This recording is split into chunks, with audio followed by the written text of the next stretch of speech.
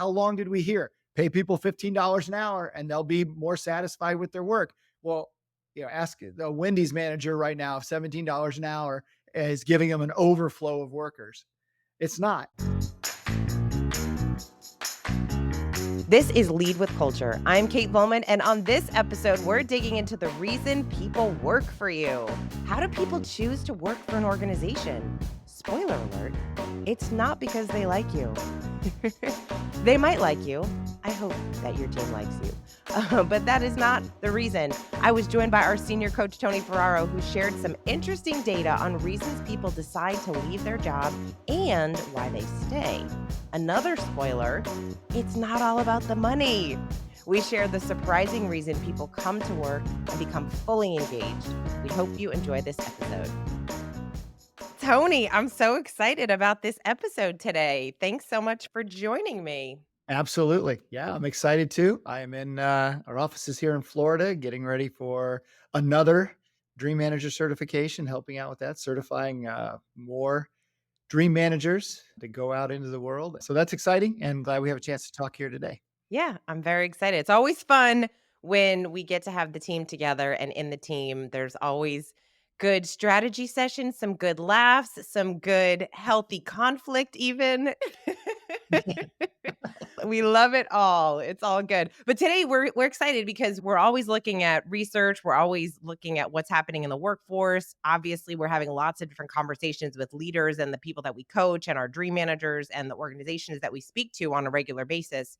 And so we're always diving into the numbers and what's happening in the workforce. And one of the things that we're always looking at is obviously employee engagement. We're always looking at why are people leaving organizations and why are people staying at organizations? And really the question of why do people work for you? Why are they actually coming to your organizations and work for you? So we're diving into that a little bit and we want to share some ideas and some thoughts when you are hiring your people, when you are training your people and developing your people. These are some things to consider to really attract that great talent. So Tony, share with us some of the data that you dug into. Yeah, absolutely. Well, so starting off, I did some field research, if you will. I was doing a training event not too long ago and actually just asked the question, why do people work here? And, get just this variety of answers. This was a wide range of people position wise. So obviously heard for the paycheck, for it's a great place to work. I like what I'm doing. So heard all of that. I thought, well, I wonder how that matches up with, is that common? Is this matching up with the research? And then so looked at some current research, which was I found really interesting. There was just some study I was looking at that actually split employees by whether they were engaged or not. And so what was not surprising at all is folks who were not engaged in their job, they would leave because of salary. Number one, far out in those paycheck. That's all it is, which is not surprising, which is why we see, in talking to leaders all the time that people are chasing the dollar. They'll take a dollar more, $2 more, whatever that is, they chase the dollar. So if folks aren't engaged in their work, then money's the number one thing. If, however, folks are engaged in their work, then salary dropped down to like sixth. And the reason they stayed was they enjoyed what they're doing, the way it fit into their life. They enjoyed the culture of the organization. So I just found it really interesting that money led the way for folks who were not engaged in their job, but it dropped down significantly if people were actually engaged in their work. So I thought it was interesting. I went back even further because we're hearing that pay is a big part, and the big thing now is job flexibility Mhm. and work-life balance, and a whole nother set of reasons. But as early as like 2016, I looked at a Harvard Business Review, and they were really clear. The reason people leave a job is because of their manager. I mean, we've heard that for years. So it's like pre-pandemic, your manager was the number one cause why people left. Post-pandemic, it's work-life balance. And so it's just confusing. I mean, what do you do if you're a leader and you're trying to hold on to people? You're like, well, I thought it was. So what did we do? We tried to train managers. Got to make people better managers. That way people will stay. Then it became all about we have to have flexible schedules. Because that's why people are. So it just seems like leaders you end up chasing your tail, and it's a lagging indicator as to why people are staying or leaving at your job. And so with that, I coach a lot of executives. And I'm like, well, I don't know what to tell people if we're going to rely on the research. So the short of it is the research is all over the place. and it's fairly inconsistent. But I think, and this is the second thing I want to talk about, I think there's an answer. There's one answer, and it's much simpler than we think it is. Ooh, Tony has the answer. We have the answer. I love that you said that the data is all over the place because I often feel that way when you look at any kind of data, right? It's almost like it's that confirmation bias too, where if you look up studies that support what you already think, you're going to find studies that support what you already think. And so to be able to look at lots of different data and then look at what are you noticing in your organization? What are you noticing around the companies that you're working with and your colleagues and the conversations that you're having? And you're going to start to see some things that are similar that build on each other that you'll start to recognize and then be able to kind of navigate using your own data, right? Like data is one thing, but how are you leveraging it? How are you using it? And kind of what are the decisions that you're making to make the changes that you need to make to find those right people to build your companies? The one thing I want to say about the money thing, which is interesting, is because we just interviewed someone on this podcast, Glenn Lundy.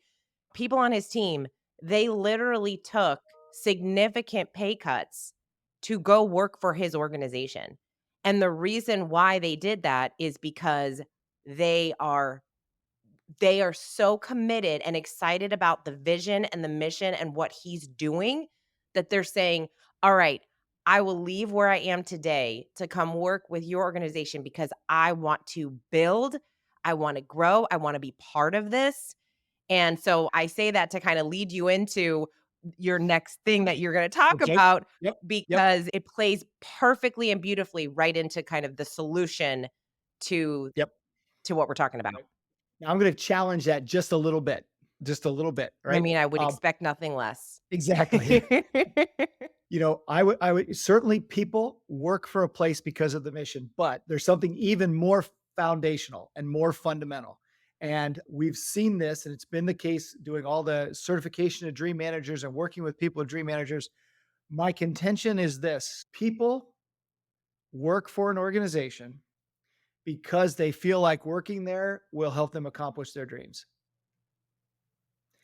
If you want people to work for you, figure out a way that working for you and your organization will help people accomplish their dreams. Matthew wrote that in the Dream Manager. He said people will hitch their wagon to your organization if they feel like where you're going will help them get to where they want to go. So I'm not dismissing what you said about the company. Actually, part of those people's dreams, it might be that their professional dream, for example, is to be part of an organization who's doing something of merit or something. And so that's part of it. So their dream gets accomplished by that company.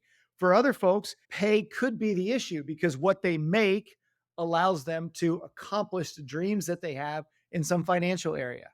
That people may want a more flexible work schedule because they want to be a husband, father, mother, whatever that might be, in a different way. And that's one of their dreams. So Mhm. instead of trying to focus on one area, just that one principle is that people work for an organization and most importantly, stay working for an organization because by working there will help them accomplish their dreams. Yes, Simple. absolutely. And by the way, you actually did not it was still proving that point for exactly what you just said. Because when you look at those 12 areas of dreams that Matthew talks about in the Dream Manager, it's physical, emotional, intellectual, psychological, spiritual, character. It's all of those things. And you build those things when you work for a great organization. Like those are, you have professional dreams. You have dreams of building character or building a certain skill that you get to accomplish when you're working there. Because think about it, you're spending so much of your time at work. And when you get to do what you do best, when you get to fulfill that vision that like people that the best people in the world, like those A players we always are looking for, they have those kinds of dreams. They want to grow, they want to develop in all of those different areas. And then, yes, they want to be able to afford to go and take their family on vacations and buy the things they want to buy. And those are the material dreams that we're talking about. So I love obviously this is what we do, right? We certify dream managers. So of course we're going to say that the solution is that, but it talk to anyone and it makes so much sense. It makes sense to leaders when you care about your people and your people are getting better because they're being able to fulfill those dreams.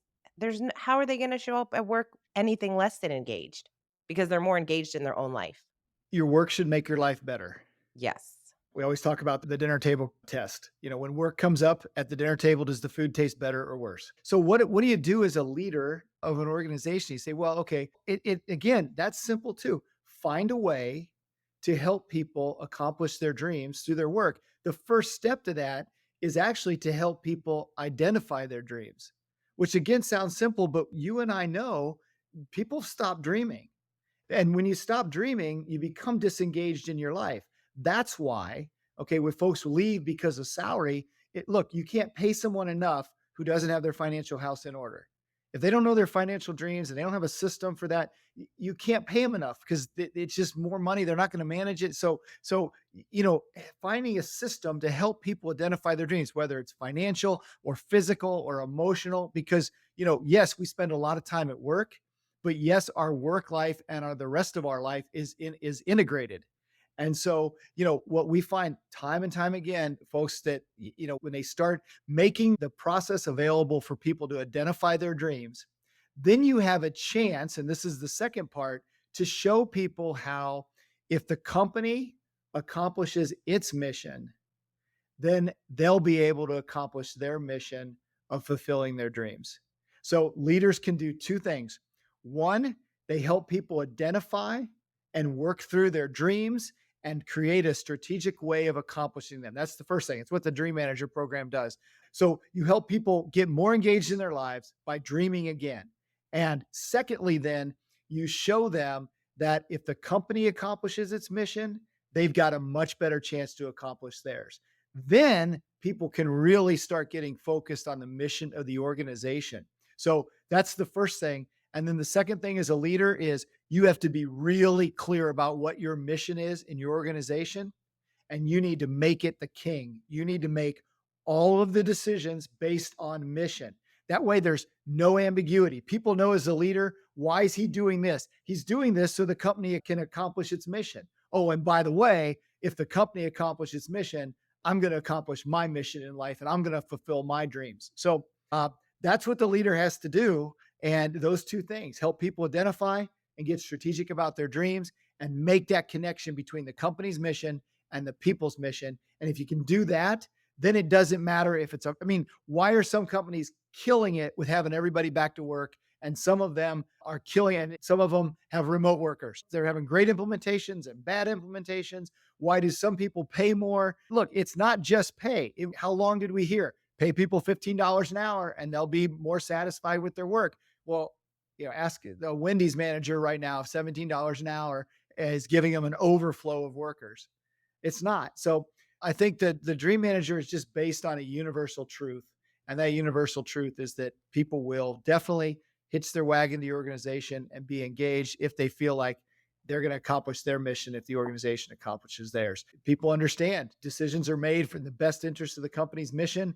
And now we get a cycle that just keeps going and people become more and more engaged in their lives. So that's what I've gleaned from this, because there's so much data, but we're always looking for what's the core principle. Yeah. And I think if people can figure out how to do that, then they've got a chance to crack this code. So, simplicity. If you leave this episode today, the first thing you go do is start asking your team members, what are your dreams? What are the dreams that you have for your life? And what I love so much about that too is not only does it start engaging them immediately, right? Because the best way to get engagement in anyone is to ask them about their dreams, even if they have stopped dreaming. Because what it does is it kind of reignites that spark. You get to ask them a little bit more. Well, we ask obviously some really good Dreamstorm questions. If I gave you $500 today, what would you do with that money? If you could go anywhere in the world tomorrow, where would you go? There's always these dream starters. And that's going to remind people, oh, I do have these dreams in my life. There are things that I really want to do. And you start that conversation. And then not only does that kind of help them become more engaged, but you as a leader are also getting to know your people. And one of the best things that you can do as a leader is to know your people so well that not only are you helping them with their dreams, but now you're understanding, oh, how can I coach this person better? Because now I understand their personality more. I understand what drives them. I understand what's really important to them. I understand how they think. like what they're thinking about. And all of these things helps you as a leader to help your team grow, which is really the number one role of a leader. So it does all of these things. And so I love this idea. And I love the fact that with the world today, like you said, the data is all over the place. You see all these videos of people like talking about quiet quitting and leaving. And it always comes down to people don't feel appreciated, people don't feel valued. The best people in the world want to work. They do. They want to do good work. They want to use their superpower, their skill set. They want to come and be part of something that is bigger than themselves. And that is what you get to do as a leader. And of course, when you're doing that and helping them with their dreams, I mean, it's a win win, people. You treat people like people, People are and people, they will blow you away with right? what they do for your organization. Be kind. Be kind. You know, so it's interesting because Matthew Kelly's book, Holy Moments, is a beautiful book. And it's so interesting because that book has blown up. And when you read that book, when no matter what your faith, religion, whatever it is, it's a beautiful, simple message. And it's simply these holy moments of doing things every day that kind of are treating people like people, really. Is the essence of it. The small little things that we do that remind people that people are good, that there are good people in the world, that they want to help you. We all kind of are here together. We get to support each other, help each other. It's no surprise that so many people love that book because we need to hear that kind of message, that simple Absolutely. message. Because people are people. People are people. We say it every Yep, single day. we do. And we had that conversation today. As I said, I coach a lot of executives, and none of them say that their problems are the market or that it's some other technical issue, whatever. It's always around people that their challenges. So starting today, if you really want to make some ground, just help people identify their dreams and then get real clear about it with people. You can every person listening today can do that. Can ask one person, "Hey, what's your dream?" That's And right. it'll change the workplace starting tomorrow. Starting tomorrow, starting today. Do it Starting today. today. That's right. Okay. Thank you so much for listening to the podcast. We love doing the podcast. So if there's any topics or things that you are interested in as far as people and culture and employee development and leadership and all of these different things that we get to talk about, would love to hear from you. And of course, if you do love the show, we would love for you to go over and give us a rating over on iTunes. It really does help us out with the show and having more people to find it. And if you are interested in learning a little bit more about the Dream Manager, we would love to talk to you about that program. We work with all different kinds of organizations. Like Tony said, people are people. Wherever they work, people are people. We're all the same. And so we would love to talk to you about the Dream Manager and how you can start incorporating that into your workplace. And you can go to thedreammanager.com. Until next time, lead with culture.